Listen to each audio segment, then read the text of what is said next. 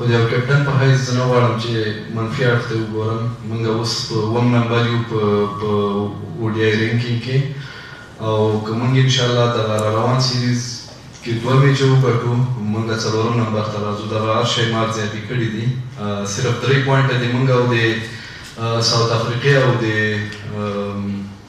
سریلانکا سره لکه چې موږ 3 پوینټه فرق لرو. نو هغه چې موږ واخلو موږ انشاءالله 4 نمبر ته راځو. بیا د دې نه بعد که رینکینګ کې چېرته موږ کوالیفای نه شو، نو بیا موږ کوالیفایر راوند ته ځو. انشاءالله زه په خپلې لوبډلې مطمئن یم چې موږ به انشاءالله ډایرکټ کوالیفای کوو. که نه شوم بیا کوالیفایر کې موږ ته چانس شته انشاءالله د موږ قوي لوبډله ده. نن سبا دنیا کې افغانستان لوبډله حساب پې کېږي. دومره پوښتنه د فاست بالرانو وه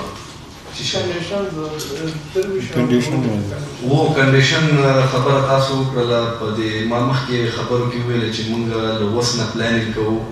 پلانینګ مقصد همدغه ده چې پلانینګ کې کنډیشنز راځي، هر څه راځي. دا کوم تخنیکي اړخونه چې دي هغه موږ اوس نه غواړو چې کور کړو. په دې باندې موږ هم پوهېږو چې ساوت افریقې ته ځو، د هغه چې کنډیشن د ایشیا سره فرق کوي. هلته لږ باونسي پیچونه دي، فاست بالران به پکې لږ کامیاب وي. موږ همدغه کوشش کوو. ما خپله سلیکشن کمیټې سره هم په دې مورد باندې خبرې کړي دي چې له اوس نه موږ 8 یا 9 فاست بالرانو باندې کار وکړو، هغو باندې ایچ پي سي ته موږ معرفي کړو. کوم لوبغاړي کوم فاست بالران چې موږ سره آن ټور په سفر باندې موږ سره د 15 سکواډ حصه یي، هغه باندې به هم موږ کار کوو تر څو ورلډ کپ ته یې ښه جوړ کړو، فټنس باندې کار وکړو او هر تخنیکي اړخ باندې کار وکړو. کوم چې موږ سره نه یي هغه ایچ پي سي ته موږ معرفي کړو او دوی موږ ته د 2022 ورلډ کپ لپاره که چېرته موږ کوالیفای شو د تا د خبرې په هغه هم موږ پوره آماده وساتو ځان سره.